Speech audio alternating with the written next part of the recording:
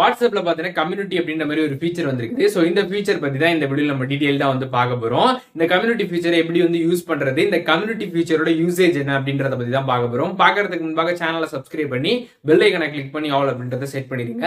இந்த கம்யூனிட்டி ஃபீச்சர்னா என்னன்னு பாத்தீங்கன்னா, இப்போ வாட்ஸ்அப்ல நீங்க வந்து நிறைய குரூப்ஸ் எல்லாம் வந்து வச்சிருப்பீங்க. அந்த குரூப்ல பாத்தீங்கன்னா வந்து நிறைய விஷயங்கள் டெய்லிக்கும் தொடர்ந்து ஃபார்வர்ட் பண்ணுவீங்க.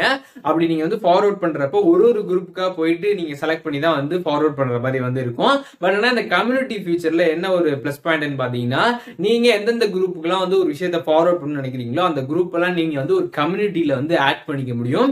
அப்படி ஆட் பண்ணதுக்கு அப்புறம் நீங்க வந்து ஃபார்வர்ட் பண்ற விஷயத்த ஜஸ்ட் அந்த கம்யூனிட்டில நீங்க வந்து போட்டாலே போதும். எல்லா குரூப்புக்கும் பாத்தீங்கன்னா வந்து அட் அ டைம்ல வந்து போயிடும். நீங்க ஒரு குரூப்புக்கா வந்து தனித்தனியா ஃபார்வர்ட் பண்ணணும் அப்படின்ற மாதிரி அவசியமே வந்து கிடையாது. சோ சிம்பிளா பார்த்தோம்னா இதுதான் இந்த கம்யூனிட்டி ஃபீச்சரோட யூசேஜ்.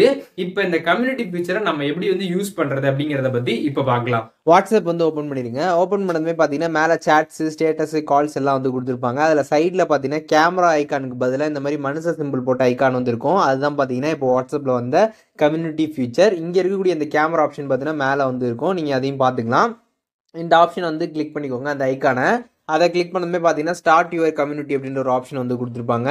ஸோ அதை வந்து செலக்ட் பண்ணிக்கோங்க. செலக்ட் பண்ணதுமே பார்த்தீங்கன்னா உங்களுக்கு இந்த மாதிரி இன்டர்ஃபேஸ் வந்து ஷோ ஆகும். கம்யூனிட்டி நேமு, கம்யூனிட்டி டிஸ்கிரிப்ஷன் என்ன அப்படின்றத வந்து கேட்டிருப்பாங்க. ஸோ அந்த நேம், டிஸ்கிரிப்ஷன் என்ன வேணுமோ அதை டைப் பண்ணிட்டு கீழே வந்து அந்த ஆரோவை கிளிக் பண்ணிடுங்க. கிளிக் பண்ணதுமே பார்த்தீங்கன்னா உங்களால் 21 குரூப்ஸை பார்த்தீங்கன்னா ஒரு கம்யூனிட்டியில் வந்து ஆட் பண்ணிக்க முடியும். ஸோ இதில் மேலே பார்த்தீங்கன்னா கிரியேட் நியூ குரூப் அப்படின்றது வந்து கொடுத்துருப்பாங்க. நீங்கள் நியூ குரூப் கிரியேட் பண்ணி கூட வந்து ஆட் பண்ணிக்கலாம். அப்படிலாம் வந்து ஆல்ரெடி நீங்கள் இருக்கக்கூடிய குரூப்ஸையுமே வந்து ஆட் பண்ணிக்கலாம். அதில் வந்து ஆட் எக்ஸிஸ்டிங் குரூப் அப்படின்ற ஒரு ஆப்ஷன் இருக்கும்.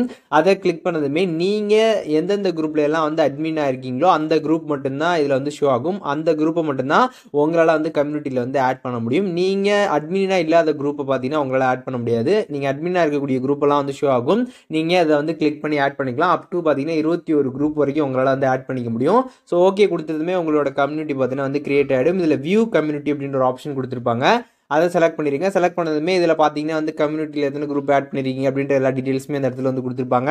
அதை நீங்கள் வந்து செக் பண்ணி பார்த்துக்கலாம். அதுக்கப்புறம் பார்த்தீங்கன்னா அதில் இருக்கக்கூடிய அந்த குரூப்பில் இருக்கக்கூடிய கான்டாக்ட்ஸோட நேம் எல்லாமே பார்த்தீங்கன்னா உங்களுக்கு இந்த இடத்துல டிஸ்பிளே ஆகும். அதையுமே பார்த்தீங்கன்னா உங்களால் வந்து பார்த்துக்க முடியும். ஸோ ஒரு குரூப் மாதிரி தான், ஆனால் அந்த குரூப் எல்லாம் ஒன்றா மெர்ஜ் ஆகிறது தான் பார்த்தீங்கன்னா அது வந்து கம்யூனிட்டி அப்படின்றத இப்போ வாட்ஸ்அப்பில் வந்து கொண்டு வந்திருக்கிறாங்க.